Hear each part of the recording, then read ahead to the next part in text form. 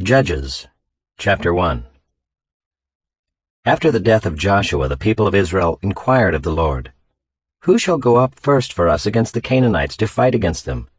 The Lord said, "Judah shall go up. Behold, I have given the land into his hand." And Judah said to Simeon his brother, "Come up with me into the territory allotted to me, that we may fight against the Canaanites. And I likewise will go with you into the territory allotted to you." So Simeon went with him. Then Judah went up, and the Lord gave the Canaanites and the Perizzites into their hand, and they defeated 10,000 of them at Bezek. They found Adoni-Bezek at Bezek, and fought against him, and defeated the Canaanites and the Perizzites. Adoni-Bezek fled, but they pursued him and caught him, and cut off his thumbs and his big toes. And Adoni-Bezek said, 70 kings with their thumbs and their big toes cut off used to pick up scraps under my table. As I have done, so God has repaid me. And they brought him to Jerusalem, and he died there. And the men of Judah fought against Jerusalem, and captured it, and struck it with the edge of the sword, and set the city on fire. And afterward the men of Judah went down to fight against the Canaanites who lived in the hill country, in the Negeb, and in the lowland. And Judah went against the Canaanites who lived in Hebron. Now the name of Hebron was formerly Kiriath Arba. And they defeated Sheshai, and Ahiman, and Talmai. From there they went against the inhabitants of Debir. The name of Debir was formerly Kiriath-Sepher. And Caleb said, "He who attacks Kiriath-Sepher and captures it, I will give him Achsah my daughter for a wife." And Othniel the son of Kenaz, Caleb's younger brother, captured it. And he gave him Achsah his daughter for a wife. When she came to him, she urged him to ask her father for a field. And she dismounted from her donkey, and Caleb said to her, "What do you want?" She said to him, "Give me a blessing. Since you have set me in the land of the Negeb, give me also springs of water." And Caleb gave her the upper springs and the lower springs. And the descendants of the Kenite, Moses' father-in-law, went up with the people of Judah from the city of palms into the wilderness of Judah, which lies in the Negeb near Arad. And they went and settled with the people. And Judah went with Simeon his brother, and they defeated the Canaanites, who inhabited Zephath, and devoted it to destruction. So the name of the city was called Hormah. Judah also captured Gaza with its territory, and Ashkelon with its territory, and Ekron with its territory. And the Lord was with Judah, and he took possession of the hill country. But he could not drive out the inhabitants of the plain, because they had chariots of iron. And Hebron was given to Caleb, as Moses had said, and he drove out from it the 3 sons of Anak. But the people of Benjamin did not drive out the Jebusites who lived in Jerusalem, so the Jebusites have lived with the people of Benjamin in Jerusalem to this day. The house of Joseph also went up against Bethel, and the Lord was with them. And the house of Joseph scouted out Bethel. Now the name of the city was formerly Luz. And the spies saw a man coming out of the city, and they said to him, "Please show us the way into the city, and we will deal kindly with you." And he showed them the way into the city. And they struck the city with the edge of the sword, but they let the man and all his family go. And the man went to the land of the Hittites and built a city, and called its name Luz. That is its name to this day. Manasseh did not drive out the inhabitants of Bethshean and its villages, or Taanach and its villages, or the inhabitants of Dor and its villages, or the inhabitants of Ibleam and its villages, or the inhabitants of Megiddo and its villages, for the Canaanites persisted in dwelling in that land. When Israel grew strong, they put the Canaanites to forced labor, but did not drive them out completely. And Ephraim did not drive out the Canaanites who lived in Gezer, so the Canaanites lived in Gezer among them.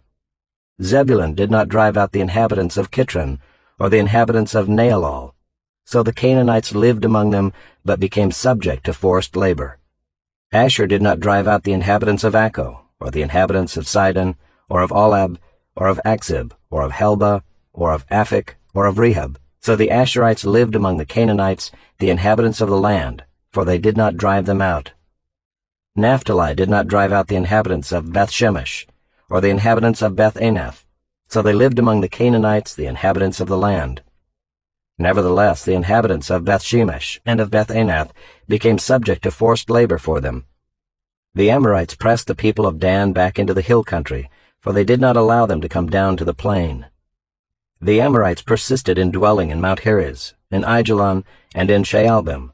But the hand of the house of Joseph rested heavily on them, and they became subject to forced labor. And the border of the Amorites ran from the ascent of Akrabim, from Selah and upward. Chapter 2. Now the angel of the Lord went up from Gilgal to Bochim, and he said, I brought you up from Egypt, and brought you into the land that I swore to give to your fathers. I said, I will never break my covenant with you, and you shall make no covenant with the inhabitants of this land. You shall break down their altars. But you have not obeyed my voice. What is this you have done? So now I say, I will not drive them out before you, but they shall become thorns in your sides, and their gods shall be a snare to you. As soon as the angel of the Lord spoke these words to all the people of Israel, the people lifted up their voices and wept. And they called the name of that place Bochim, and they sacrificed there to the Lord. When Joshua dismissed the people of Israel went each to his inheritance to take possession of the land. And the people served the Lord all the days of Joshua, and all the days of the elders who outlived Joshua, who had seen all the great work that the Lord had done for Israel. And Joshua the son of Nun, the servant of the Lord, died at the age of 110 years. And they buried him within the boundaries of his inheritance, in Timnath-Heres, in the hill country of Ephraim, north of the mountain of Gaash. And all that generation also were gathered to their fathers. And there arose another generation after them, who did not know the Lord or the work that he had done for Israel. And the people of Israel did what was evil in the sight of the Lord, and served the Baals. And they abandoned the Lord, the God of their fathers, who had brought them out of the land of Egypt. They went after other gods from among the gods of the peoples who were around them, and bowed down to them. And they provoked the Lord to anger. They abandoned the Lord, and served the Baals and the Ashtaroth. So the anger of the Lord was kindled against Israel, and he gave them over to plunderers, who plundered them. And he sold them into the hand of their surrounding enemies, so that they could no longer withstand their enemies. Whenever they marched out, the hand of the Lord was against them for harm, as the Lord had warned, and as the Lord had sworn to them, and they were in terrible distress. Then the Lord raised up judges, who saved them out of the hand of those who plundered them. Yet they did not listen to their judges, for they whored after other gods and bowed down to them. They soon turned aside from the way in which their fathers had walked, who had obeyed the commandments of the Lord, and they did not do so. Whenever the Lord raised up judges for them, the Lord was with the judge, and he saved them from the hand of their enemies all the days of the judge. For the Lord was moved to pity by their groaning because of those who afflicted and oppressed them. But whenever the judge died, they turned back and were more corrupt than their fathers, going after other gods, serving them and bowing down to them. They did not drop any of their practices or their stubborn ways. So the anger of the Lord was kindled against Israel, and he said, Because this people have transgressed my covenant that I commanded their fathers, and have not obeyed my voice, I will no longer drive out before them any of the nations that Joshua left when he died, in order to test Israel by them, whether they will take care to walk in the way of the Lord as their fathers did, or not. So the Lord left those nations, not driving them out quickly, and he did not give them into the hand of Joshua. Chapter 3. Now these are the nations that the Lord left, to test Israel by them, that is, all in Israel who had not experienced all the wars in Canaan. It was only in order that the generations of the people of Israel might know war, to teach war to those who had not known it before.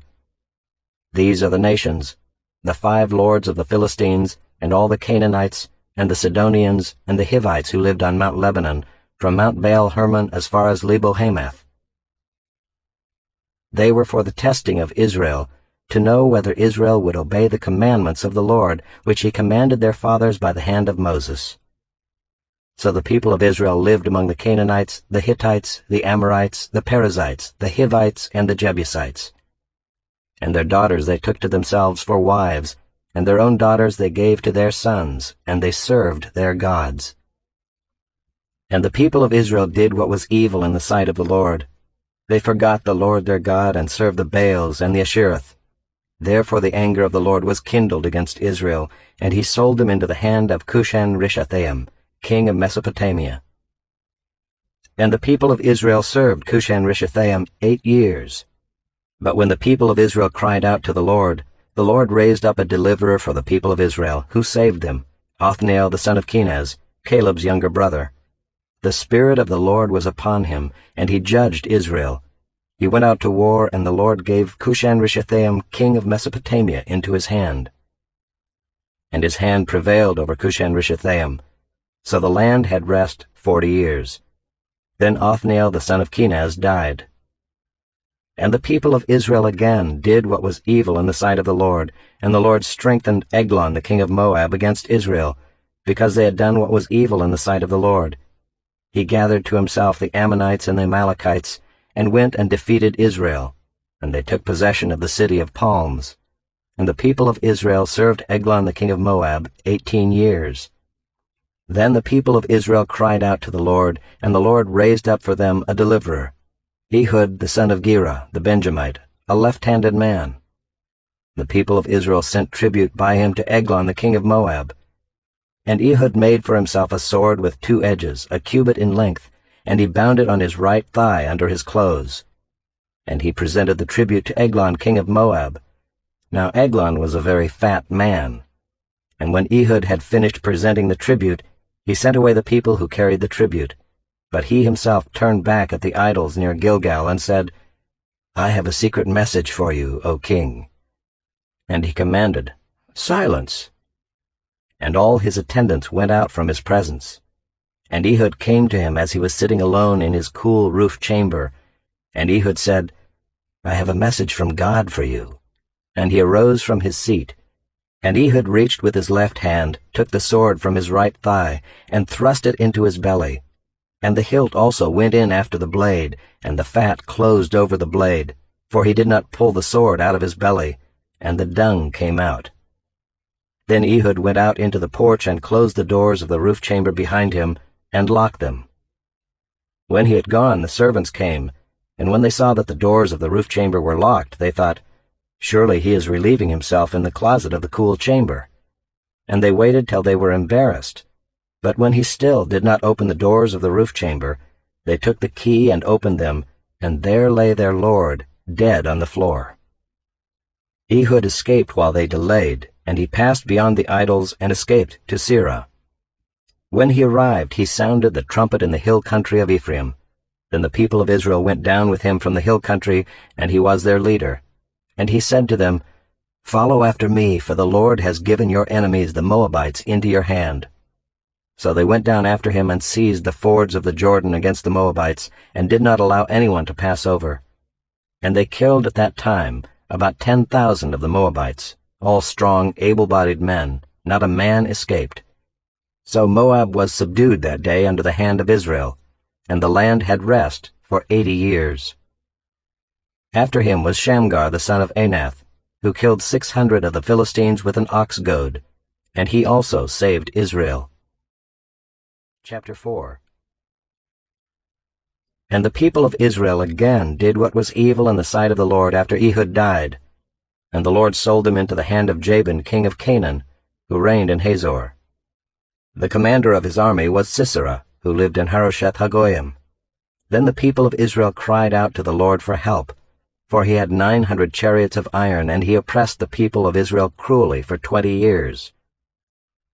Now Deborah, a prophetess, the wife of Lapidoth, was judging Israel at that time. She used to sit under the palm of Deborah, between Ramah and Bethel, in the hill country of Ephraim, and the people of Israel came up to her for judgment. She sent and summoned Barak the son of Abinoam from Kedesh Naphtali, and said to him, Has not the Lord, the God of Israel, commanded you, Go, gather your men at Mount Tabor, taking 10,000 from the people of Naphtali and the people of Zebulun? And I will draw out Sisera, the general of Jabin's army, to meet you by the river Kishon with his chariots and his troops, and I will give him into your hand. Barak said to her, If you will go with me, I will go, but if you will not go with me, I will not go. And she said, I will surely go with you. Nevertheless, the road on which you are going will not lead to your glory, for the Lord will sell Sisera into the hand of a woman. Then Deborah arose and went with Barak to Kedesh. And Barak called out Zebulun and Naphtali to Kedesh. and 10,000 men went up at his heels, and Deborah went up with him. Now Heber the Kenite had separated from the Kenites, the descendants of Hobab the father-in-law of Moses, and had pitched his tent as far away as the oak in Zaananim, which is near Kedesh. When Sisera was told that Barak the son of Abinoam had gone up to Mount Tabor, Sisera called out all his chariots, 900 chariots of iron, and all the men who were with him, from Harosheth Hagoyim to the river Kishon. And Deborah said to Barak, Up, for this is the day in which the Lord has given Sisera into your hand. Does not the Lord go out before you? So Barak went down from Mount Tabor with 10,000 men following him. And the Lord routed Sisera and all his chariots and all his army before Barak by the edge of the sword. And Sisera got down from his chariot and fled away on foot. And Barak pursued the chariots and the army to Harosheth Hagoyim, and all the army of Sisera fell by the edge of the sword. Not a man was left. But Sisera fled away on foot to the tent of Jael, the wife of Heber the Kenite, for there was peace between Jabin the king of Hazor and the house of Heber the Kenite. And Jael came out to meet Sisera, and said to him, Turn aside, my lord. Turn aside to me, do not be afraid. So he turned aside to her into the tent, and she covered him with a rug. And he said to her, Please give me a little water to drink, for I am thirsty. So she opened a skin of milk, and gave him a drink, and covered him. And he said to her, Stand at the opening of the tent, and if any man comes and asks you, Is anyone here? Say no. But Jael the wife of Heber took a tent peg, and took a hammer in her hand. Then she went softly to him, and drove the peg into his temple, until it went down into the ground while he was lying fast asleep from weariness. So he died. And behold, as Barak was pursuing Sisera, Jael went out to meet him, and said to him, Come, and I will show you the man whom you are seeking. So he went into her tent, and there lay Sisera dead with the tent peg in his temple. So on that day God subdued Jabin the king of Canaan before the people of Israel. And the hand of the people of Israel pressed harder and harder against Jabin the king of Canaan, until they destroyed Jabin king of Canaan. Chapter 5. Then sang Deborah and Barak the son of Abinoam on that day, that the leaders took the lead in Israel, that the people offered themselves willingly. Bless the Lord. Hear, O kings, give ear, O princes. To the Lord I will sing. I will make melody to the Lord, the God of Israel. Lord, when you went out from Seir, when you marched from the region of Edom, the earth trembled and the heavens dropped. Yes, the clouds dropped water. The mountains quaked before the Lord, even Sinai before the Lord, the God of Israel. In the days of Shamgar son of Anath, in the days of Jael, the highways were abandoned, and travelers kept to the byways. The villagers ceased in Israel, they ceased to be until I arose. I, Deborah, arose as a mother in Israel. When new gods were chosen, then war was in the gates. Was shield or spear to be seen among 40,000 in Israel? My heart goes out to the commanders of Israel, who offered themselves willingly among the people. Bless the Lord. Tell of it, you who ride on white donkeys, you who sit on rich carpets, and you who walk by the way. To the sound of musicians at the watering places, there they repeat the righteous triumphs of the Lord, the righteous triumphs of his villagers in Israel. Then down to the gates march the people of the Lord. Awake, awake, Deborah, awake, awake, break out in a song. Arise, Barak, lead away your captives, O son of Abinoam. Then down marched the remnant of the noble, the people of the Lord marched down for me against the mighty. From Ephraim their route they marched down into the valley, following you, Benjamin, with your kinsmen. From Machir marched down the commanders, and from Zebulun those who bear the lieutenant's staff. The princes of Issachar came with Deborah, and Issachar faithful to Barak. Into the valley they rushed at his heels. Among the clans of Reuben there were great searchings of heart. Why did you sit still among the sheepfolds to hear the whistling for the flocks? Among the clans of Reuben there were great searchings of heart. Gilead stayed beyond the Jordan, and Dan, why did he stay with the ships? Asher sat still at the coast of the sea, staying by his landings. Zebulun is a people who risk their lives to the death, Naphtali too on the heights of the field. The kings came, they fought, then fought the kings of Canaan, At Taanach by the waters of Megiddo they got no spoils of silver. From heaven the stars fought, from their courses they fought against Sisera. The torrent Kishon swept them away, the ancient torrent, the torrent Kishon. March on, my soul, with might. Then loud beat the horse's hooves with the galloping, galloping of his steeds. Curse Meroz, says the angel of the Lord. Curse its inhabitants thoroughly, because they did not come to the help of the Lord, to the help of the Lord against the mighty. Most blessed of women be Jael, the wife of Heber the Kenite, of tent-dwelling women most blessed. He asked for water, and she gave him milk. She brought him curds in a noble's bowl. She sent her hand to the tent-peg, and her right hand to the workman's mallet. She struck Sisera, she crushed his head. She shattered and pierced his temple. Between her feet he sank, he fell, he lay still. Between her feet he sank, he fell. Where he sank, there he fell, dead. Out of the window she peered, the mother of Sisera wailed through the lattice. Why is his chariot so long in coming? Why tarry the hoofbeats of his chariots? Her wisest princesses answer. Indeed, she answers herself. Have they not found and divided the spoil? A womb or two for every man, spoil of dyed materials for Sisera, spoil of dyed materials embroidered, 2 pieces of dyed work embroidered for the neck as spoil. So may all your enemies perish, O Lord, but your friends be like the sun as he rises in his might. And the land had rest for 40 years. Chapter 6. The people of Israel did what was evil in the sight of the Lord, and the Lord gave them into the hand of Midian 7 years. And the hand of Midian overpowered Israel, and because of Midian the people of Israel made for themselves the dens that are in the mountains and the caves and the strongholds. For whenever the Israelites planted crops, the Midianites and the Amalekites and the people of the east would come up against them. They would encamp against them and devour the produce of the land, as far as Gaza, and leave no sustenance in Israel, and no sheep or ox or donkey. For they would come up with their livestock in their tents. They would come like locusts in number, both they and their camels could not be counted, so that they laid waste the land as they came in. And Israel was brought very low because of Midian, and the people of Israel cried out for help to the Lord. When the people of Israel cried out to the Lord on account of the Midianites, the Lord sent a prophet to the people of Israel. And he said to them, Thus says the Lord, the God of Israel, I led you up from Egypt, and brought you out of the house of slavery. And I delivered you from the hand of the Egyptians, and from the hand of all who oppressed you, and drove them out before you, and gave you their land. And I said to you, I am the Lord your God. You shall not fear the gods of the Amorites in whose land you dwell. But you have not obeyed my voice.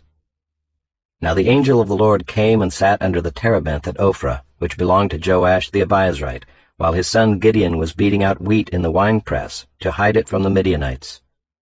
And the angel of the Lord appeared to him and said to him, The Lord is with you, O mighty man of valor. And Gideon said to him, Please, sir, if the Lord is with us, why then has all this happened to us? And where are all his wonderful deeds that our fathers recounted to us, saying, Did not the Lord bring us up from Egypt? But now the Lord has forsaken us and given us into the hand of Midian. And the Lord turned to him and said, Go in this might of yours and save Israel from the hand of Midian. Do not I send you? And he said to him, Please, Lord, how can I save Israel? Behold, my clan is the weakest in Manasseh, and I am the least in my father's house. And the Lord said to him, But I will be with you, and you shall strike the Midianites as one man. And he said to him, If now I have found favor in your eyes, then show me a sign that it is you who speak with me. Please do not depart from here until I come to you and bring out my present and set it before you. And he said, I will stay till you return. So Gideon went into his house and prepared a young goat and unleavened cakes from an ephah of flour. The meat he put in a basket, and the broth he put in a pot, and brought them to him under the terebinth, and presented them. And the angel of God said to him, Take the meat and the unleavened cakes, and put them on this rock, and pour the broth over them. And he did so. Then the angel of the Lord reached out the tip of the staff that was in his hand, and touched the meat and the unleavened cakes. And fire sprang up from the rock, and consumed the meat and the unleavened cakes. And the angel of the Lord vanished from his sight. Then Gideon perceived that he was the angel of the Lord. And Gideon said, Alas, O Lord God, for now I have seen the angel of the Lord face to face. But the Lord said to him, Peace be to you. Do not fear, you shall not die.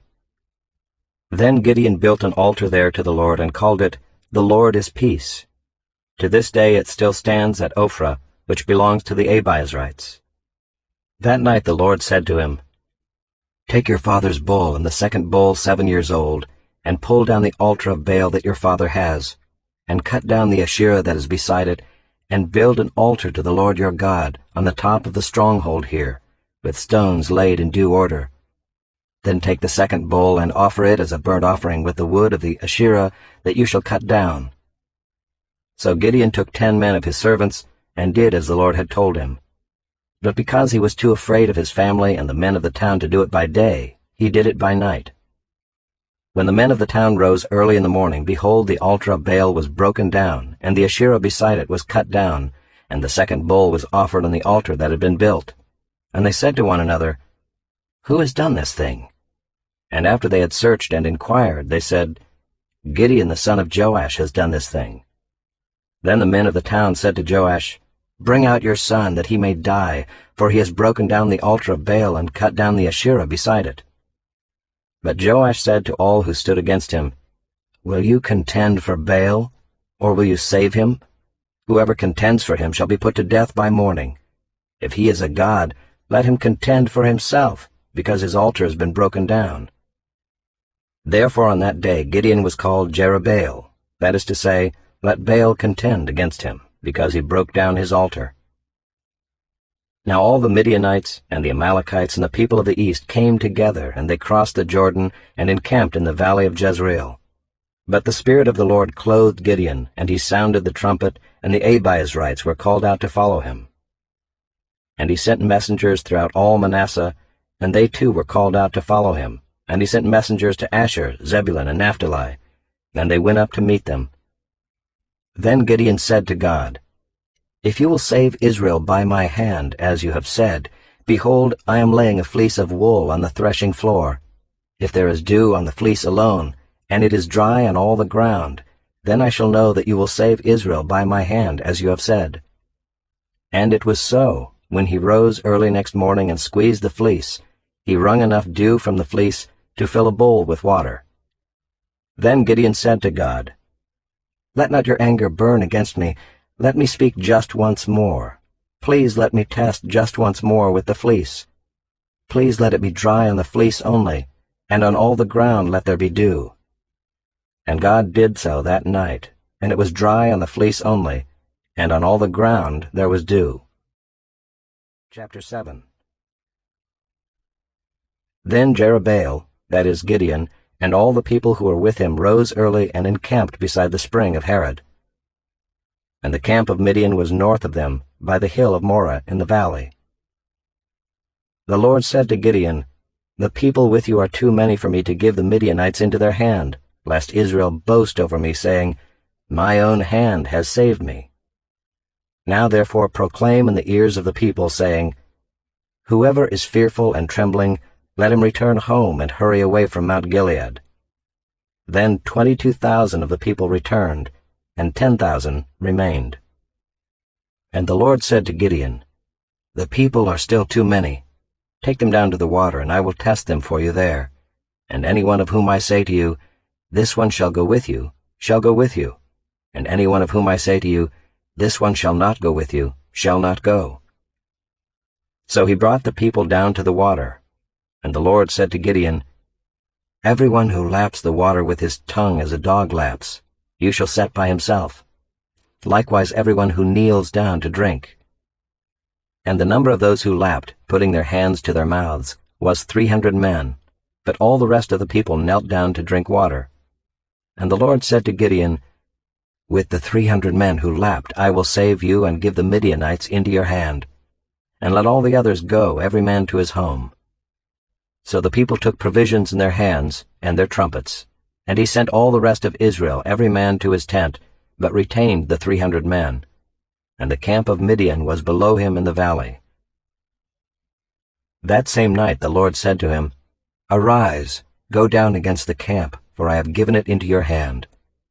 But if you are afraid to go down to the camp with Purah your servant. And you shall hear what they say, and afterward your hands shall be strengthened to go down against the camp.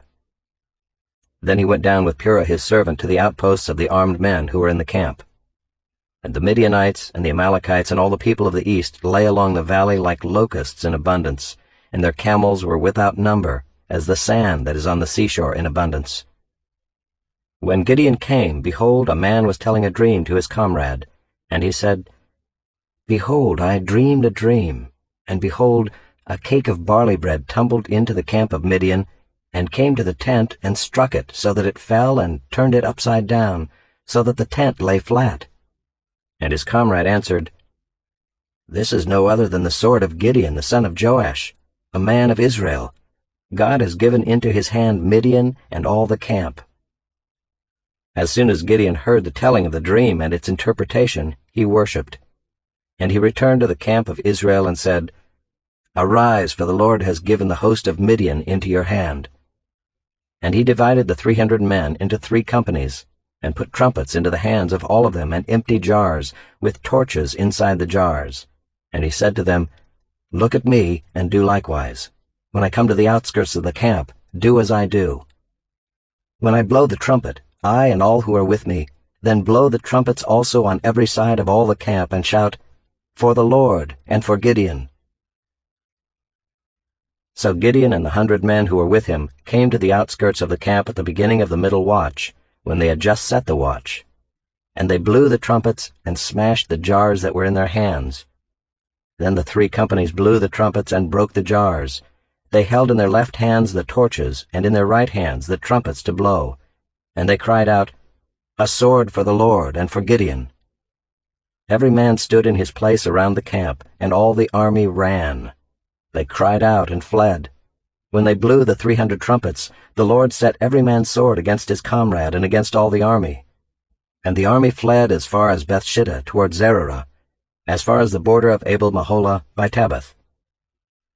And the men of Israel were called out from Naphtali and from Asher and from all Manasseh, and they pursued after Midian. Gideon sent messengers throughout all the hill country of Ephraim, saying, Come down against the Midianites and capture the waters against them as far as Beth-barah and also the Jordan. So all the men of Ephraim were called out, and they captured the waters as far as Beth-barah and also the Jordan. And they captured the 2 princes of Midian, Oreb and Zeeb. They killed Oreb at the rock of Oreb, and Zeeb they killed at the winepress of Zeeb. Then they pursued Midian, and they brought the heads of Oreb and Zeeb to Gideon across the Jordan. Chapter 8. Then the men of Ephraim said to him, What is this that you have done to us, not to call us when you went to fight against Midian? And they accused him fiercely. And he said to them, What have I done now in comparison with you? Is not the gleaning of the grapes of Ephraim better than the grape harvest of Abiezer? God has given into your hands the princes of Midian, Oreb and Zeeb. What have I been able to do in comparison with you? Then their anger against him subsided when he said this. And Gideon came to the Jordan and crossed over, he and the 300 men who were with him, exhausted yet pursuing. So he said to the men of Succoth, Please give loaves of bread to the people who follow me, for they are exhausted, and I am pursuing after Zebah and Zalmunna, the kings of Midian. And the officials of Succoth said, Are the hands of Zebah and Zalmunna already in your hand, that we should give bread to your army? So Gideon said, Well then, when the Lord has given Zebah and Zalmunna into my hand, I will flail your flesh with the thorns of the wilderness and with briars. And from there he went up to Penuel, and spoke to them in the same way. And the men of Penuel answered him as the men of Succoth had answered. And he said to the men of Penuel, When I come again in peace, I will break down this tower. Now Zebah and Zalmunna were in Karkor with their army, about 15,000 men, all who were left of all the army of the people of the east, for there had fallen 120,000 men who drew the sword. And Gideon went up by the way of the tent dwellers east of Nobah and Jogbehah, and attacked the army, for the army felt secure. And Zebah and Zalmunna fled, and he pursued them, and captured the 2 kings of Midian, Zebah and Zalmunna, and he threw all the army into a panic. Then Gideon the son of Joash returned from the battle by the ascent of Heres. And he captured a young man of Succoth and questioned him. And he wrote down for him the officials and elders of Succoth, 77 men. And he came to the men of Succoth and said, Behold Zebah and Zalmunna, about whom you taunted me, saying, Are the hands of Zebah and Zalmunna already in your hand, that we should give bread to your men who were exhausted? And he took the elders of the city, and he took thorns of the wilderness and briars, and with them taught the men of Succoth a lesson. And he broke down the tower of Penuel, and killed the men of the city. Then he said to Zebah and Zalmunna, Where are the men whom you killed at Tabor? They answered, As you are, so were they. Every one of them resembled the son of a king. And he said, They were my brothers, the sons of my mother. As the Lord lives, if you had saved them alive, I would not kill you. So he said to Jether his firstborn, Rise and kill them. But the young man did not draw his sword, for he was afraid, because he was still a young man. Then Zebah and Zalmunna said, Rise yourself and fall upon us, for as the man is, so is his strength. And Gideon arose and killed Zebah and Zalmunna, and he took the crescent ornaments that were on the necks of their camels. Then the men of Israel said to Gideon, Rule over us, you and your son and your grandson also, for you have saved us from the hand of Midian. Gideon said to them, I will not rule over you, and my son will not rule over you. The Lord will rule over you. And Gideon said to them, Let me make a request of you. Every one of you give me the earrings from his spoil. For they had golden earrings because they were Ishmaelites. And they answered, We will willingly give them. And they spread a cloak, and every man threw in it the earrings of his spoil. And the weight of the golden earrings that he requested was 1,700 shekels of gold, besides the crescent ornaments and the pendants and the purple garments worn by the kings of Midian, and besides the collars that were around the necks of their camels. And Gideon made an ephod of it, and put it in his city in Ophrah.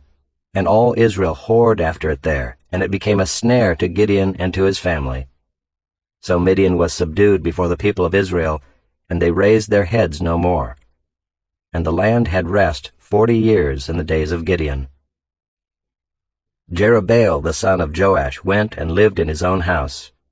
Now Gideon had 70 sons, his own offspring, for he had many wives. And his concubine who was in Shechem also bore him a son, and he called his name Abimelech. And Gideon the son of Joash died in a good old age, and was buried in the tomb of Joash his father, at Ophrah of the Abiezrites. As soon as Gideon died, the people of Israel turned again and whored after the Baals, and made Baal-berith their god. And the people of Israel did not remember the Lord their God, who had delivered them from the hand of all their enemies on every side, and they did not show steadfast love to the family of Jerubbaal, that is Gideon, in return for all the good that he had done to Israel. Chapter 9. Now Abimelech the son of Jerubbaal went to Shechem to his mother's relatives, and said to them and to the whole clan of his mother's family, Say in the ears of all the leaders of Shechem, Which is better for you, that all 70 of the sons of Jerubbaal rule over you, or that one rule over you? Remember also that I am your bone and your flesh. And his mother's relatives spoke all these words on his behalf in the ears of all the leaders of Shechem. And their hearts inclined to follow Abimelech, for they said, He is our brother. And they gave him 70 pieces of silver out of the house of Baal-berith, with which Abimelech hired worthless and reckless fellows, who followed him. And he went to his father's house at Ophrah, and killed his brothers, the sons of Jerubbaal, 70 men on one stone. But Jotham, the youngest son of Jerubbaal, was left, for he hid himself. And all the leaders of Shechem came together, and all Beth Millo, and they went and made Abimelech king by the oak of the pillar at Shechem. When it was told to Jotham, he went and stood on top of Mount Gerizim, and cried aloud, and said to them, Listen to me, you leaders of Shechem, that God may listen to you. The trees once went out to anoint a king over them, and they said to the olive tree, Reign over us. But the olive tree said to them, Shall I leave my abundance by which gods and men are honored, and go hold sway over the trees? And the trees said to the fig tree, You come and reign over us. But the fig tree said to them, Shall I leave my sweetness and my good fruit, and go hold sway over the trees? And the trees said to the vine, You come and reign over us. But the vine said to them, Shall I leave my wine that cheers God and men, and go hold sway over the trees? Then all the trees said to the bramble, You come and reign over us.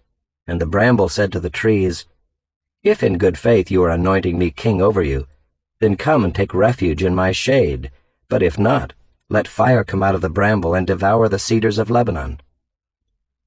Now therefore, if you acted in good faith and integrity when you made Abimelech king, and if you have dealt well with Jerubbaal and his house, and have done to him as his deeds deserved, for my father fought for you and risked his life, and delivered you from the hand of Midian, and you have risen up against my father's house this day, and have killed his sons, 70 men on one stone, and have made Abimelech the son of his female servant king over the leaders of Shechem, because he is your relative. If you then have acted in good faith and integrity with Jerubbaal and with his house this day, then rejoice in Abimelech, and let him also rejoice in you. But if not, let fire come out from Abimelech and devour the leaders of Shechem and Beth Millo, and let fire come out from the leaders of Shechem and from Beth Millo and devour Abimelech. And Jotham ran away and fled and went to Beer and lived there, because of Abimelech his brother. Abimelech ruled over Israel 3 years. And God sent an evil spirit between Abimelech and the leaders of Shechem, and the leaders of Shechem dealt treacherously with Abimelech, that the violence done to the 70 sons of Jerubbaal might come, and their blood be laid on Abimelech their brother, who killed them, and on the men of Shechem, who strengthened his hands to kill his brothers. And the leaders of Shechem put men in ambush against him on the mountain tops, and they robbed all who passed by them along that way. And it was told to Abimelech. And Gaal the son of Ebed moved into Shechem with his relatives, and the leaders of Shechem put confidence in him. And they went out into the field and gathered the grapes from their vineyards, and trod them and held a festival. And they went into the house of their God, and ate and drank, and reviled Abimelech. And Gaal the son of Ebed said, Who is Abimelech, and who are we of Shechem, that we should serve him? Is he not the son of Jerubbaal? And is not Zebul his officer? Serve the men of Hamor the father of Shechem, but why should we serve him? Would that this people were under my hand, then I would remove Abimelech. I would say to Abimelech, Increase your army and come out. When Zebul the ruler of the city heard the words of Gaal the son of Ebed, his anger was kindled. And he sent messengers to Abimelech secretly, saying, Behold, Gaal the son of Ebed and his relatives have come to Shechem, and they are stirring up the city against you. Now therefore go by night, you and the people who are with you, and set an ambush in the field. Then in the morning, as soon as the sun is up, rise early and rush upon the city, and when he and the people who are with him come out against you, you may do to them as your hand finds to do. So Abimelech and all the men who were with him rose up by night and set an ambush against Shechem in 4 companies. And Gaal the son of Ebed went out and stood in the entrance of the gate of the city, and Abimelech and the people who were with him rose from the ambush. And when Gaal saw the people, he said to Zebul, Look, people are coming down from the mountain tops. And Zebul said to him, You mistake the shadow of the mountains for men. Gaal spoke again and said, Look, people are coming down from the center of the land, and 1 company is coming from the direction of the diviner's oak.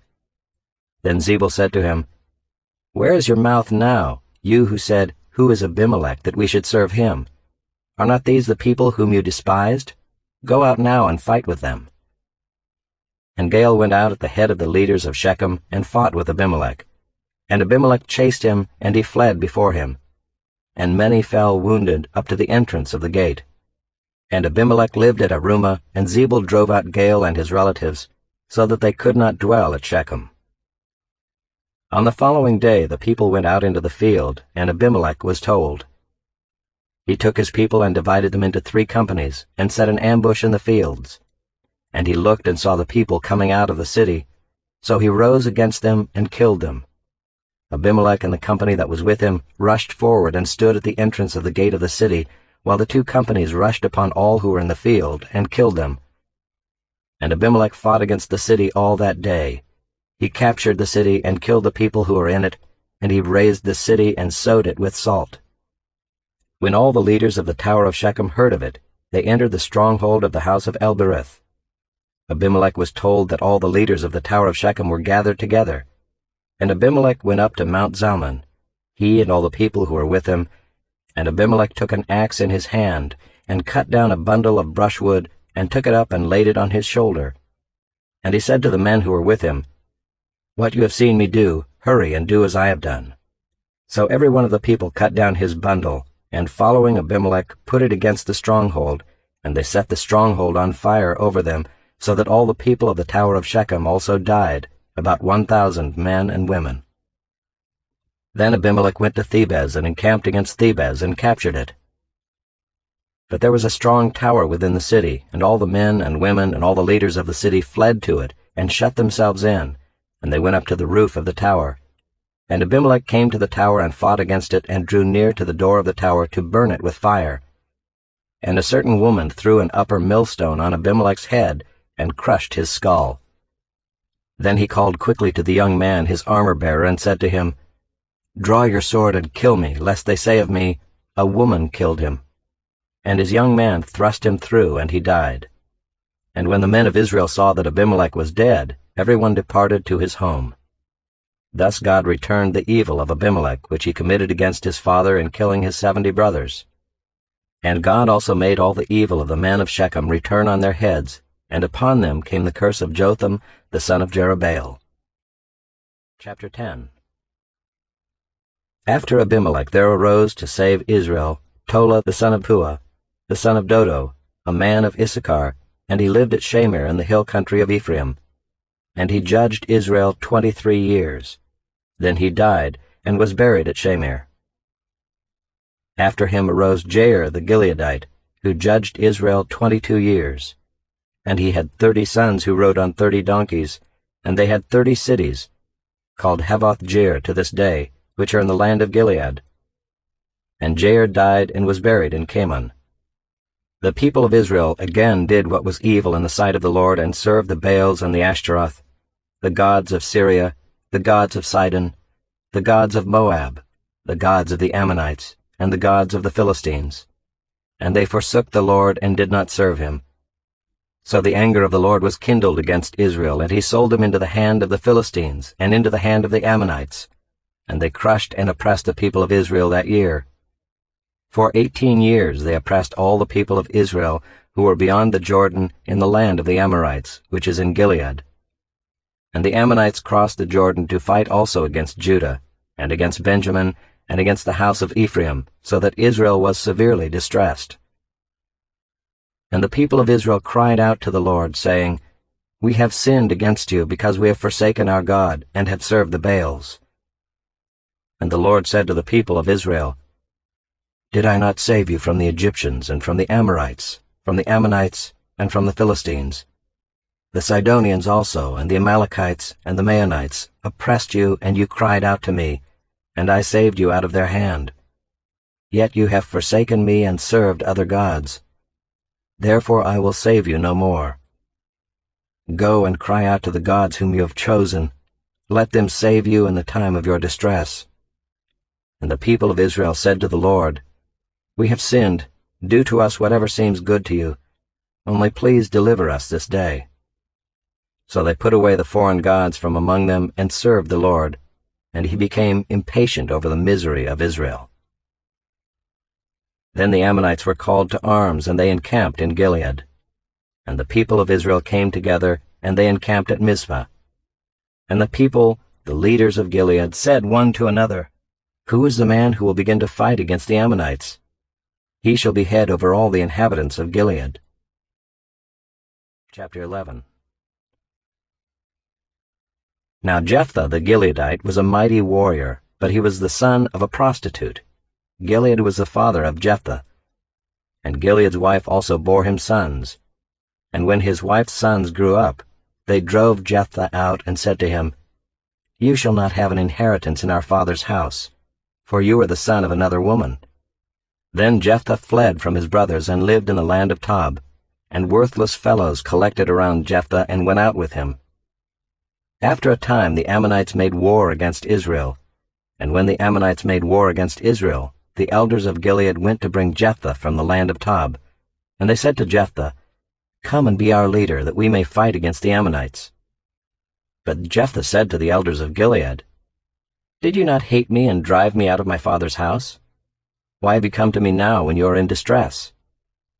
And the elders of Gilead said to Jephthah, "That is why we have turned to you now, that you may go with us and fight against the Ammonites and be our head over all the inhabitants of Gilead." Jephthah said to the elders of Gilead, "If you bring me home again to fight against the Ammonites, and the Lord gives them over to me, I will be your head." And the elders of Gilead said to Jephthah, "The Lord will be witness between us if we do not do as you say." So Jephthah went with the elders of Gilead, and the people made him head and leader over them. And Jephthah spoke all his words before the Lord at Mizpah. Then Jephthah sent messengers to the king of the Ammonites and said, "What do you have against me, that you have come to me to fight against my land?" And the king of the Ammonites answered the messengers of Jephthah, "Because Israel, on coming up from Egypt, took away my land, from the Arnon to the Jabbok and to the Jordan. Now therefore restore it peaceably." Jephthah again sent messengers to the king of the Ammonites and said to him, "Thus says Jephthah, Israel did not take away the land of Moab or the land of the Ammonites, but when they came up from Egypt, Israel went through the wilderness to the Red Sea and came to Kadesh." Israel then sent messengers to the king of Edom, saying, "Please let us pass through your land." But the king of Edom would not listen. And they sent also to the king of Moab, but he would not consent. So Israel remained at Kadesh. Then they journeyed through the wilderness and went around the land of Edom and the land of Moab, and arrived on the east side of the land of Moab, and camped on the other side of the Arnon. But they did not enter the territory of Moab, for the Arnon was the boundary of Moab. Israel then sent messengers to Sihon, king of the Amorites, king of Heshbon, and Israel said to him, "Please let us pass through your land to our country." But Sihon did not trust Israel to pass through his territory. So Sihon gathered all his people together and encamped at Jahaz and fought with Israel. And the Lord, the God of Israel, gave Sihon and all his people into the hand of Israel, and they defeated them. So Israel took possession of all the land of the Amorites who inhabited that country, and they took possession of all the territory of the Amorites from the Arnon to the Jabbok, and from the wilderness to the Jordan. So then the Lord, the God of Israel, dispossessed the Amorites from before his people Israel. And are you to take possession of them? Will you not possess what Chemosh your God gives you to possess? And all that the Lord our God has dispossessed before us, we will possess. Now are you any better than Balak the son of Zippor, king of Moab? Did he ever contend against Israel, or did he ever go to war with them? While Israel lived in Heshbon and its villages, and in Aroer and its villages, and in all the cities that are on the banks of the Arnon 300 years, why did you not deliver them within that time? I therefore have not sinned against you, and you do me wrong by making war on me. The Lord, the judge, decide this day between the people of Israel and the people of Ammon." But the king of the Ammonites did not listen to the words of Jephthah that he sent to him. Then the Spirit of the Lord was upon Jephthah, and he passed through Gilead and Manasseh, and passed on to Mizpah of Gilead, and from Mizpah of Gilead he passed on to the Ammonites. And Jephthah made a vow to the Lord and said, "If you will give the Ammonites into my hand, then whatever comes out from the doors of my house to meet me when I return in peace from the Ammonites shall be the Lord's, and I will offer it up for a burnt offering." So Jephthah crossed over to the Ammonites to fight against them, and the Lord gave them into his hand. And he struck them from Aroer to the neighborhood of Minnith 20 cities, and as far as Abel-keramim, with a great blow. So the Ammonites were subdued before the people of Israel. Then Jephthah came to his home at Mizpah, and behold, his daughter came out to meet him with tambourines and with dances. She was his only child. Besides her he had neither son nor daughter. And as soon as he saw her, he tore his clothes and said, "Alas, my daughter, you have brought me very low, and you have become the cause of great trouble to me. for I have opened my mouth to the Lord, and I cannot take back my vow. And she said to him, My father, you have opened your mouth to the Lord. Do to me according to what has gone out of your mouth, now that the Lord has avenged you on your enemies, on the Ammonites. So she said to her father, Let this thing be done for me. Leave me alone 2 months, that I may go up and down in the mountains and weep for my virginity, I and my companions.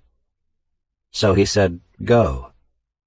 Then he sent her away for 2 months, and she departed, she and her companions, and wept for her virginity on the mountains. And at the end of 2 months she returned to her father, who did with her according to his vow that he had made. She had never known a man, and it became a custom in Israel that the daughters of Israel went year by year to lament the daughter of Jephthah the Gileadite 4 days in the year.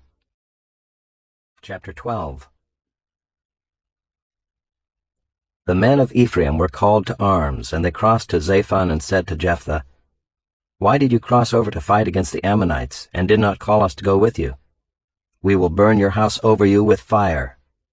And Jephthah said to them, I and my people had a great dispute with the Ammonites, and when I called you, you did not save me from their hand. And when I saw that you would not save me, I took my life in my hand and crossed over against the Ammonites. And the Lord gave them into my hand. Why then have you come up to me this day to fight against me? Then Jephthah gathered all the men of Gilead and fought with Ephraim.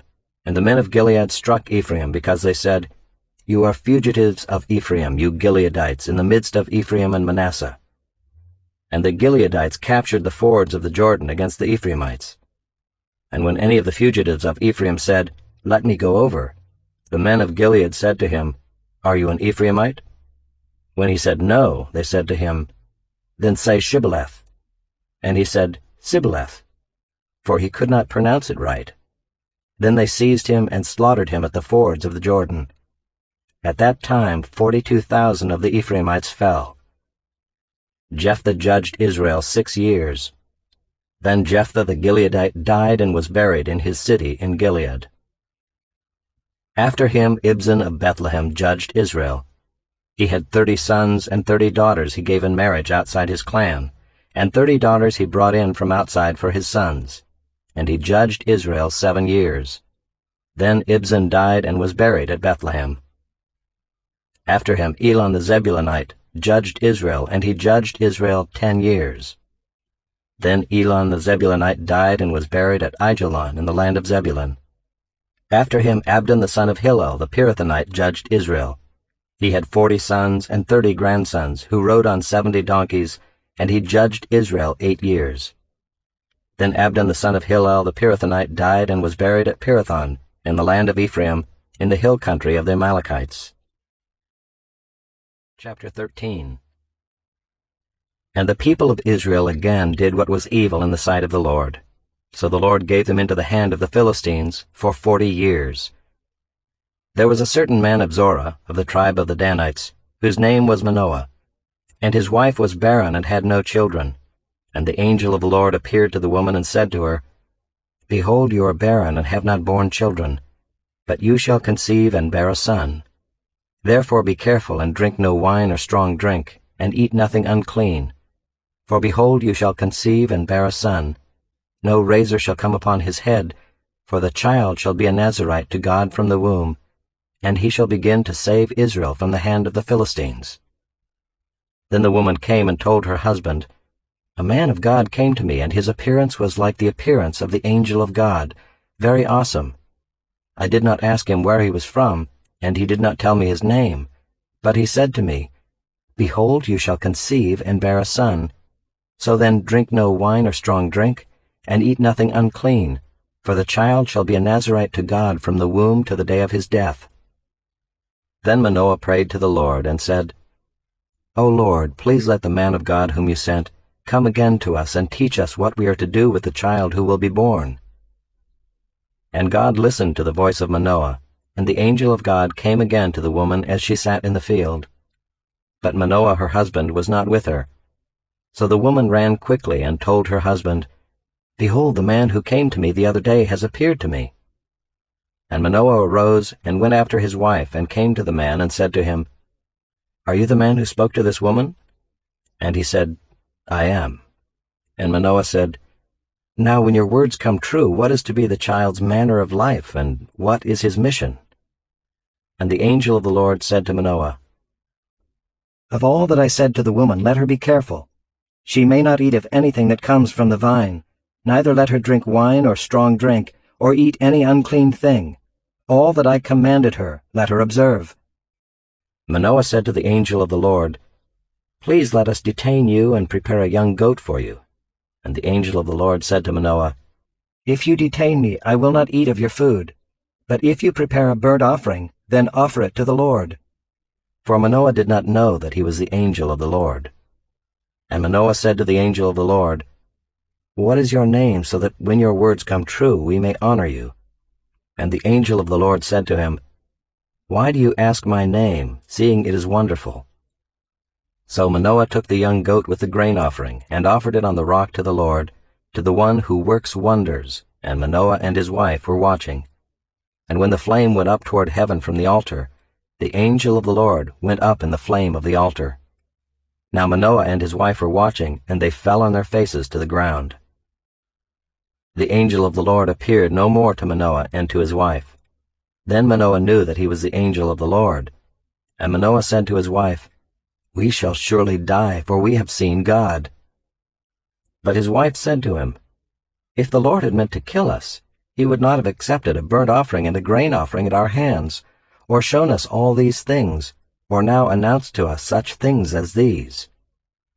And the woman bore a son, and called his name Samson. And the young man grew, and the Lord blessed him. And the Spirit of the Lord began to stir him in Mahanadan, between Zorah and Eshtaol. Chapter 14. Samson went down to Timnah, and at Timnah he saw one of the daughters of the Philistines. Then he came up and told his father and mother, I saw one of the daughters of the Philistines at Timnah. Now get her for me as my wife. But his father and mother said to him, Is there not a woman among the daughters of your relatives, or among all our people, that you must go to take a wife from the uncircumcised Philistines? But Samson said to his father, Get her for me, for she is right in my eyes. His father and mother did not know that it was from the Lord, for he was seeking an opportunity against the Philistines. At that time the Philistines ruled over Israel. Then Samson went down with his father and mother to Timnah, and they came to the vineyards of Timnah. And behold, a young lion came toward him, roaring. Then the Spirit of the Lord rushed upon him, and although he had nothing in his hand, he tore the lion in pieces as one tears a young goat. But he did not tell his father or his mother what he had done. Then he went down and talked with the woman, and she was right in Samson's eyes. After some days he returned to take her, and he turned aside to see the carcass of the lion, and behold, there was a swarm of bees in the body of the lion, and honey. He scraped it out into his hands and went on, eating as he went. And he came to his father and mother and gave some to them, and they ate. But he did not tell them that he had scraped the honey from the carcass of the lion. His father went down to the woman, and Samson prepared a feast there, for so the young men used to do. As soon as the people saw him, they brought 30 companions to be with him. And Samson said to them, Let me now put a riddle to you. If you can tell me what it is within the 7 days of the feast, and find it out, then I will give you 30 linen garments and 30 changes of clothes. But if you cannot tell me what it is, then you shall give me 30 linen garments and 30 changes of clothes. And they said to him, Put your riddle, that we may hear it. And he said to them, Out of the eater came something to eat. Out of the strong came something sweet. And in 3 days they could not solve the riddle. On the 4th day they said to Samson's wife, Entice your husband to tell us what the riddle is, lest we burn you and your father's house with fire. Have you invited us here to impoverish us? And Samson's wife wept over him and said, You only hate me, you do not love me. You have put a riddle to my people, and you have not told me what it is. And he said to her, Behold, I have not told my father nor my mother. And shall I tell you? She wept before him the 7 days that their feast lasted, and on the 7th day he told her, because she pressed him hard. Then she told the riddle to her people. And the men of the city said to him on the 7th day before the sun went down, "What is sweeter than honey? What is stronger than a lion?" And he said to them, "If you had not plowed with my heifer, you would not have found out my riddle." And the Spirit of the Lord rushed upon him, and he went down to Ashkelon, and struck down 30 men of the town, and took their spoil, and gave the garments to those who had told the riddle. In hot anger he went back to his father's house. And Samson's wife was given to his companion, who had been his best man. Chapter 15. After some days, at the time of wheat harvest, Samson went to visit his wife with a young goat, and he said, "I will go into my wife in the chamber." But her father would not allow him to go in. And her father said, "I really thought that you utterly hated her, so I gave her to your companion. Is not her younger sister more beautiful than she? Please take her instead." And Samson said to them, "This time I shall be innocent in regard to the Philistines when I do them harm." So Samson went and caught 300 foxes and took torches. And he turned them tail to tail, and put a torch between each pair of tails. And when he had set fire to the torches, he let the foxes go into the standing grain of the Philistines, and set fire to the stacked grain and the standing grain, as well as the olive orchards. Then the Philistines said, "Who has done this?" And they said, "Samson, the son-in-law of the Timnite, because he has taken his wife and given her to his companion." And the Philistines came up and burned her and her father with fire. And Samson said to them, "If this is what you do, I swear I will be avenged on you, and after that I will quit." And he struck them hip and thigh with a great blow, and he went down and stayed in the cleft of the rock of Edom. Then the Philistines came up and encamped in Judah and made a raid on Lehi. And the men of Judah said, "Why have you come up against us?" They said, "We have come up to bind Samson, to do to him as he did to us." Then 3,000 men of Judah went down to the cleft of the rock of Edom and said to Samson, "Do you not know that the Philistines are rulers over us? What then is this that you have done to us?" And he said to them, "As they did to me, so have I done to them." And they said to him, "We have come down to bind you, that we may give you into the hands of the Philistines." And Samson said to them, "Swear to me that you will not attack me yourselves." They said to him, "No, we will only bind you and give you into their hands. We will surely not kill you." So they bound him with 2 new ropes, and brought him up from the rock. When he came to Lehi, the Philistines came shouting to meet him. Then the Spirit of the Lord rushed upon him, and the ropes that were on his arms became as flax that has caught fire, and his bonds melted off his hands. And he found a fresh jawbone of a donkey, and put out his hand and took it, and with it he struck 1,000 men. And Samson said, "With the jawbone of a donkey, heaps upon heaps. With the jawbone of a donkey have I struck down 1,000 men." As soon as he had finished speaking, he threw away the jawbone out of his hand. And that place was called Ramath-Lehi. And he was very thirsty, and he called upon the Lord and said, "You have granted this great salvation by the hand of your servant. And shall I now die of thirst and fall into the hands of the uncircumcised?" And God split open the hollow place that is at Lehi, and water came out from it. And when he drank, his spirit returned, and he revived. Therefore the name of it was called En-Hakkore. It is at Lehi to this day. And he judged Israel in the days of the Philistines 20 years. Chapter 16. Samson went to Gaza, and there he saw a prostitute, and he went into her. The Gazites were told, "Samson has come here." And they surrounded the place and set an ambush for him all night at the gate of the city. They kept quiet all night, saying, "Let us wait till the light of the morning, then we will kill him." But Samson lay till midnight, and at midnight he arose and took hold of the doors of the gate of the city and the 2 posts, and pulled them up, bar and all, and put them on his shoulders and carried them to the top of the hill that is in front of Hebron. After this he loved a woman in the valley of Sorek, whose name was Delilah.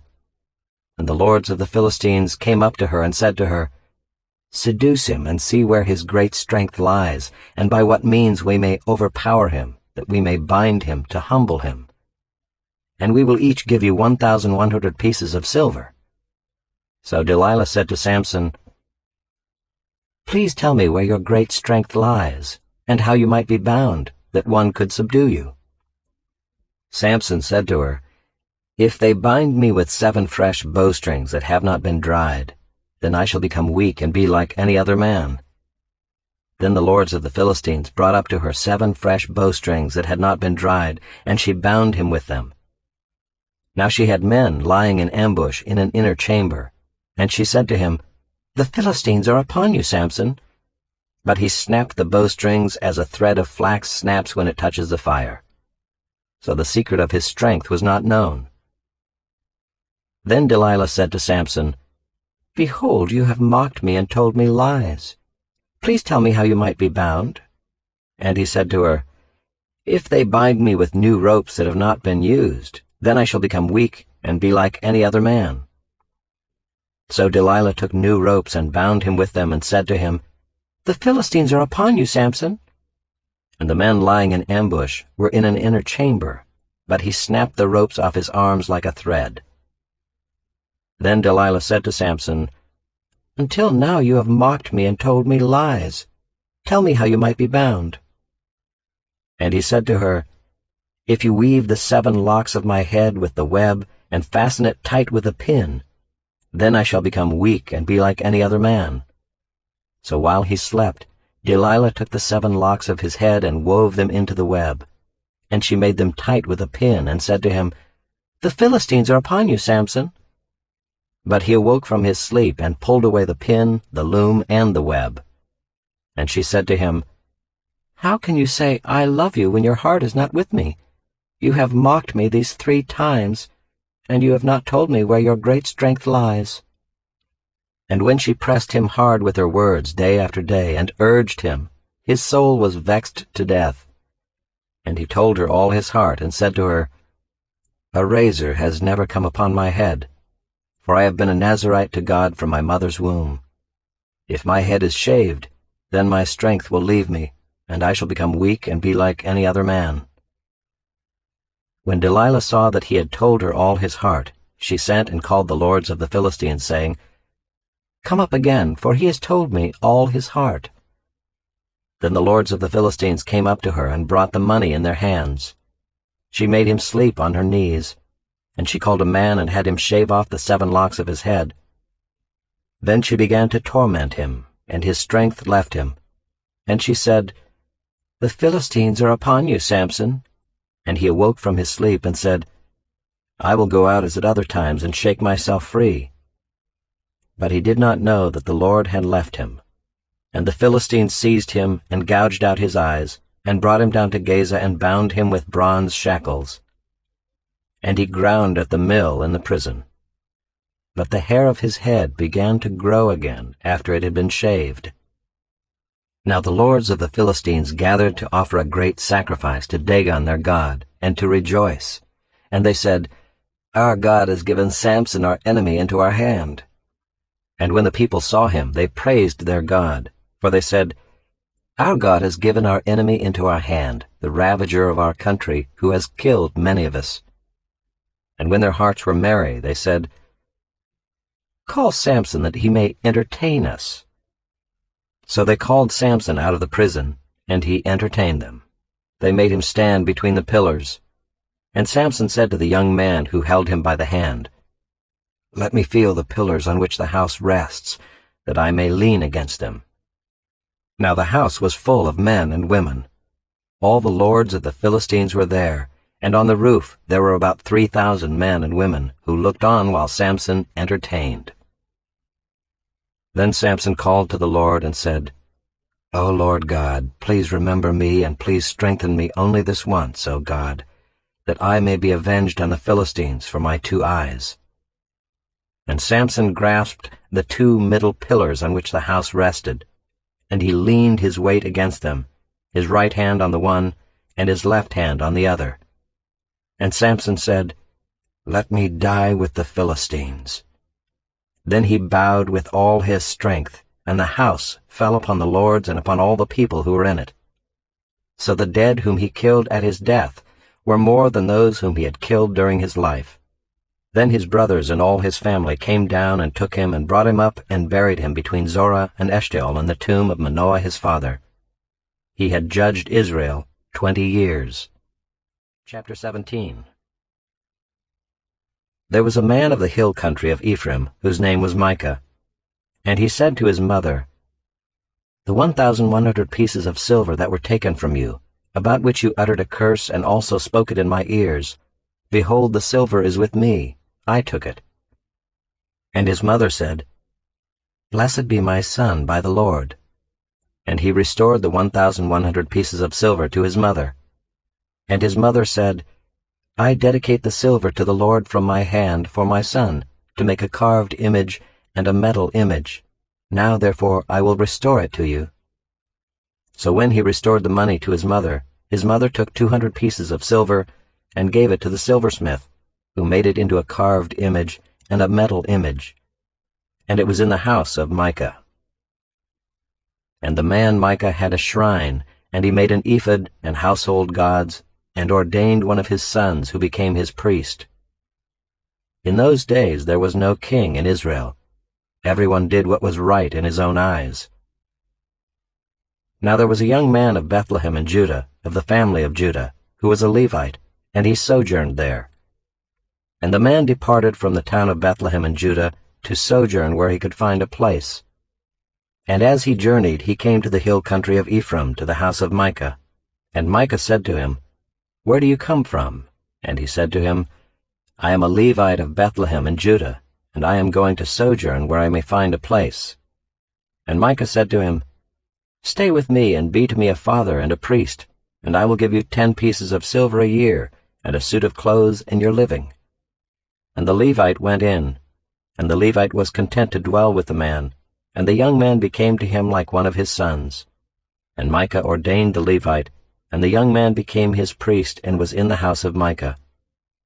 Then Micah said, "Now I know that the Lord will prosper me, because I have a Levite as priest." Chapter 18. In those days there was no king in Israel, and in those days the tribe of the people of Dan was seeking for itself an inheritance to dwell in, for until then no inheritance among the tribes of Israel had fallen to them. So the people of Dan sent 5 able men from the whole number of their tribe, from Zorah and from Eshtaol, to spy out the land and to explore it. And they said to them, "Go and explore the land." And they came to the hill country of Ephraim to the house of Micah, and lodged there. When they were by the house of Micah, they recognized the voice of the young Levite, and they turned aside and said to him, "Who brought you here? What are you doing in this place? What is your business here?" And he said to them, "This is how Micah dealt with me. He has hired me, and I have become his priest." And they said to him, "Inquire of God, please, that we may know whether the journey on which we are setting out will succeed." And the priest said to them, "Go in peace. The journey on which you go is under the eye of the Lord." Then the 5 men departed and came to Laish, and saw the people who were there, how they lived in security, after the manner of the Sidonians, quiet and unsuspecting, lacking nothing that is in the earth, and possessing wealth, and how they were far from the Sidonians and had no dealings with anyone. And when they came to their brothers at Zorah and Eshtaol, their brothers said to them, "What do you report?" They said, "Arise and let us go up against them, for we have seen the land, and behold, it is very good. And will you do nothing? Do not be slow to go, to enter in and possess the land. As soon as you go, you will come to an unsuspecting people. The land is spacious, for God has given it into your hands, a place where there is no lack of anything that is in the earth." So 600 men of the tribe of Dan, armed with weapons of war, set out from Zorah and Eshtaol, and went up and encamped at Kiriath-Jearim in Judah. On this account that place is called Mahaneh-dan to this day. Behold, it is west of Kiriath-Jearim. And they passed on from there to the hill country of Ephraim, and came to the house of Micah. Then the 5 men who had gone to scout out the country of Laish said to their brothers, "Do you know that in these houses there are an ephod, household gods, a carved image, and a metal image? Now therefore consider what you will do." And they turned aside there and came to the house of the young Levite, at the home of Micah, and ask him about his welfare. Now the 600 men of the Danites, armed with their weapons of war, stood by the entrance of the gate. And the 5 men who had gone to scout out the land went up and entered and took the carved image, the ephod, the household gods, and the metal image, while the priest stood by the entrance of the gate with the 600 men armed with weapons of war. And when these went into Micah's house and took the carved image, the ephod, the household gods, and the metal image, the priest said to them, "What are you doing?" And they said to him, "Keep quiet, put your hand on your mouth, and come with us, and be to us a father and a priest. Is it better for you to be priest to the house of one man, or to be priest to a tribe and clan in Israel?" And the priest's heart was glad. He took the ephod and the household gods and the carved image, and went along with the people. So they turned and departed, putting the little ones and the livestock and the goods in front of them. When they had gone a distance from the home of Micah, the men who were in the houses near Micah's house were called out, and they overtook the people of Dan. And they shouted to the people of Dan, who turned around and said to Micah, "What is the matter with you, that you come with such a company?" And he said, "You take my gods that I made and the priest and go away, and what have I left? How then do you ask me, what is the matter with you?" And the people of Dan said to him, "Do not let your voice be heard among us, lest angry fellows fall upon you, and you lose your life with the lives of your household." Then the people of Dan went their way, and when Micah saw that they were too strong for him, he turned and went back to his home. But the people of Dan took what Micah had made and the priest who belonged to him, and they came to Laish, to a people quiet and unsuspecting, and struck them with the edge of the sword and burned the city with fire. And there was no deliverer, because it was far from Sidon, and they had no dealings with anyone. It was in the valley that belongs to Beth-rehab. Then they rebuilt the city and lived in it, and they named the city Dan, after the name of Dan their ancestor, who was born to Israel. But the name of the city was Laish at the first. And the people of Dan set up the carved image for themselves, and Jonathan the son of Gershom, son of Moses, and his sons were priests to the tribe of the Danites until the day of the captivity of the land. So they set up Micah's carved image that he made, as long as the house of God was at Shiloh. Chapter 19. In those days, when there was no king in Israel, a certain Levite was sojourning in the remote parts of the hill country of Ephraim, who took to himself a concubine from Bethlehem in Judah. And his concubine was unfaithful to him, and she went away from him to her father's house at Bethlehem in Judah, and was there some 4 months. Then her husband arose and went after her to speak kindly to her and bring her back. He had with him his servant and a couple of donkeys, and she brought him into her father's house. And when the girl's father saw him, he came with joy to meet him. And his father-in-law, the girl's father, made him stay, and he remained with him 3 days. So they ate and drank and spent the night there. And on the 4th day they arose early in the morning, and he prepared to go. But the girl's father said to his son-in-law, "Strengthen your heart with a morsel of bread, and after that you may go." So the 2 of them sat and ate and drank together. And the girl's father said to the man, "Be pleased to spend the night, and let your heart be merry." And when the man rose up to go, his father-in-law pressed him, till he spent the night there again. And on the 5th day he arose early in the morning to depart. And the girl's father said, "Strengthen your heart, and wait until the day declines." So they ate, both of them. And when the man and his concubine and his servant rose up to depart, his father-in-law, the girl's father, said to him, "Behold, now the day has waned toward evening. Please spend the night. Behold, the day draws to its close. Lodge here, and let your heart be merry, and tomorrow you shall arise early in the morning for your journey, and go home." But the man would not spend the night. He rose up and departed, and arrived opposite Jebus, that is, Jerusalem. He had with him a couple of saddled donkeys, and his concubine was with him. When they were near Jebus, the day was nearly over, and the servant said to his master, "Come now, let us turn aside to the city of the Jebusites, and spend the night in it." And his master said to him, "We will not turn aside into the city of foreigners, who do not belong to the people of Israel, but we will pass on to Gibeah." And he said to his young man, "Come and let us draw near to one of these places, and spend the night at Gibeah or at Ramah." So they passed on and went their way. And the sun went down on them near Gibeah, which belongs to Benjamin, and they turned aside there to go in and spend the night at Gibeah. And he went in and sat down in the open square of the city, for no one took them into his house to spend the night.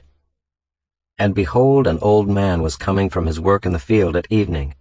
The man was from the hill country of Ephraim, and he was sojourning in Gibeah. The men of the place were Benjaminites.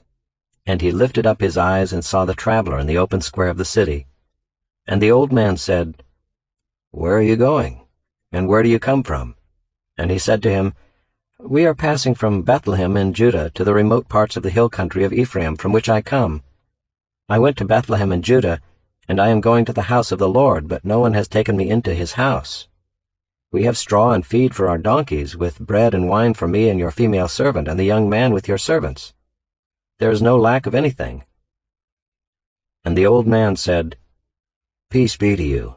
I will care for all your wants. Only do not spend the night in the square." So he brought him into his house and gave the donkeys feed, and they washed their feet and ate and drank. As they were making their hearts merry, behold, the men of the city, worthless fellows, surrounded the house, beating on the door. And they said to the old man, the master of the house, "Bring out the man who came into your house, that we may know him." And the man, the master of the house, went out to them and said to them, "No, my brothers, do not act so wickedly. Since this man has come into my house, do not do this vile thing. Behold, here are my virgin daughter and his concubine. Let me bring them out now. Violate them and do with them what seems good to you, but against this man do not do this outrageous thing." But the men would not listen to him. So the man seized his concubine and made her go out to them. And they knew her and abused her all night until the morning. And as the dawn began to break, they let her go. And as morning appeared, the woman came and fell down at the door of the man's house where her master was, until it was light. And her master rose up in the morning, and when he opened the doors of the house and went out to go on his way, behold, there was his concubine lying at the door of the house, with her hands on the threshold. He said to her, "Get up, let us be going." But there was no answer. Then he put her on the donkey, and the man rose up and went away to his home. And when he entered his house, he took a knife, and taking hold of his concubine, he divided her limb by limb into 12 pieces, and sent her throughout all the territory of Israel. And all who saw it said, "Such a thing has never happened or been seen from the day that the people of Israel came up out of the land of Egypt until this day. Consider it, take counsel, and speak." Chapter 20. Then all the people of Israel came out from Dan to Beersheba, including the land of Gilead, and the congregation assembled as one man to the Lord at Mizpah. And the chiefs of all the people, of all the tribes of Israel, presented themselves in the assembly of the people of God, 400,000 men on foot that drew the sword. Now the people of Benjamin heard that the people of Israel had gone up to Mizpah. And the people of Israel said, "Tell us, how did this evil happen?"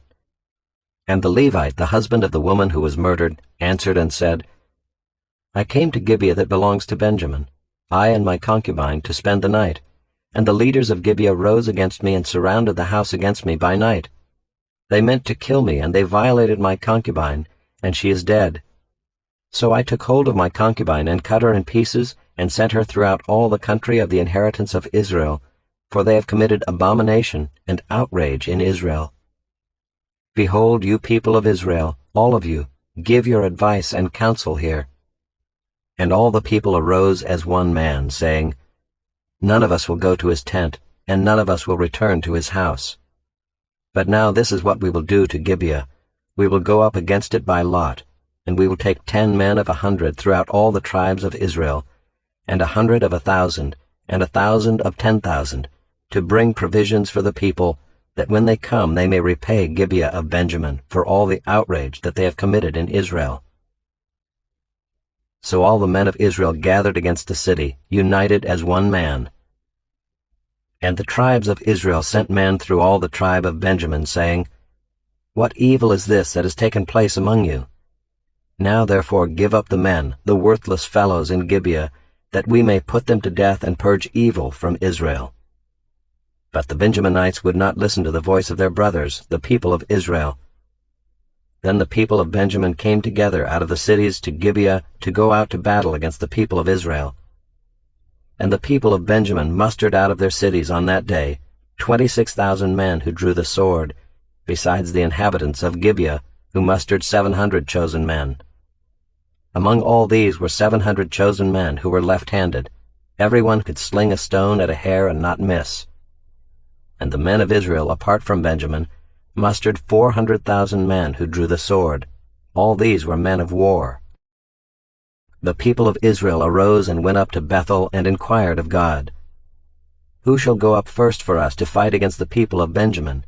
And the Lord said, "Judah shall go up first." Then the people of Israel rose in the morning and encamped against Gibeah. And the men of Israel went out to fight against Benjamin, and the men of Israel drew up the battle line against them at Gibeah. The people of Benjamin came out of Gibeah and destroyed on that day 22,000 men of the Israelites. But the people, the men of Israel, took courage and again formed the battle line in the same place where they had formed it on the first day. And the people of Israel went up and wept before the Lord until the evening. And they inquired of the Lord, "Shall we again draw near to fight against our brothers, the people of Benjamin?" And the Lord said, "Go up against them." So the people of Israel came near against the people of Benjamin the second day, and Benjamin went against them out of Gibeah the second day, and destroyed 18,000 men of the people of Israel. All these were men who drew the sword. Then all the people of Israel, the whole army, went up and came to Bethel and wept. They sat there before the Lord and fasted that day until evening, and offered burnt offerings and peace offerings before the Lord. And the people of Israel inquired of the Lord, for the ark of the covenant of God was there in those days, and Phinehas the son of Eleazar, son of Aaron, ministered before it in those days, saying, "Shall we go out once more to battle against our brothers, the people of Benjamin, or shall we cease?" And the Lord said, "Go up, for tomorrow I will give them into your hand." So Israel set men in ambush around Gibeah, and the people of Israel went up against the people of Benjamin on the third day, and set themselves in array against Gibeah as at other times. And the people of Benjamin went out against the people and were drawn away from the city. And as at other times they began to strike and kill some of the people in the highways, one of which goes up to Bethel and the other to Gibeah, and in the open country about 30 men of Israel. And the people of Benjamin said, "They are routed before us, as at the first." But the people of Israel said, "Let us flee and draw them away from the city to the highways." And all the men of Israel rose up out of their place, and set themselves in array at Baal-Tamar. And the men of Israel who were in ambush rushed out of their place from Merah-Geba. And there came against Gibeah 10,000 chosen men out of all Israel, and the battle was hard. But the Benjaminites did not know that disaster was close upon them. And the Lord defeated Benjamin before Israel, and the people of Israel destroyed 25,100 men of Benjamin that day. All these were men who drew the sword. So the people of Benjamin saw that they were defeated. The men of Israel gave ground to Benjamin because they trusted the men in ambush, whom they had set against Gibeah. Then the men in ambush hurried and rushed against Gibeah. The men in ambush moved out and struck all the city with the edge of the sword. Now the appointed signal between the men of Israel and the men in the main ambush was that when they made a great cloud of smoke rise up out of the city, the men of Israel should turn in battle. Now Benjamin had begun to strike and kill about 30 men of Israel. They said, "Surely they are defeated before us, as in the first battle." But when the signal began to rise out of the city in a column of smoke, the Benjaminites looked behind them, and behold, the whole of the city went up in smoke to heaven. Then the men of Israel turned, and the men of Benjamin were dismayed, for they saw that disaster was close upon them. Therefore they turned their backs before the men of Israel in the direction of the wilderness, but the battle overtook them. And those who came out of the cities were destroying them in their midst. Surrounding the Benjaminites, they pursued them and trod them down from Nohah as far as opposite Gibeah on the east. 18,000 men of Benjamin fell, all of them men of valor. And they turned and fled toward the wilderness, to the rock of Rimmon. 5,000 men of them were cut down in the highways. And they were pursued hard to Gidom, and 2,000 men of them were struck down. So all who fell that day of Benjamin were 25,000 men who drew the sword, all of them men of valor. But 600 men turned and fled toward the wilderness to the rock of Rimmon, and remained at the rock of Rimmon 4 months. And the men of Israel turned back against the people of Benjamin, and struck them with the edge of the sword, the city, men and beasts, and all that they found. And all the towns that they found they set on fire. Chapter 21. Now the men of Israel had sworn at Mizpah, "No one of us shall give his daughter in marriage to Benjamin."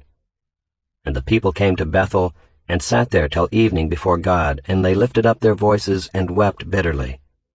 And they said, O Lord, the God of Israel, why has this happened in Israel, that today there should be one tribe lacking in Israel?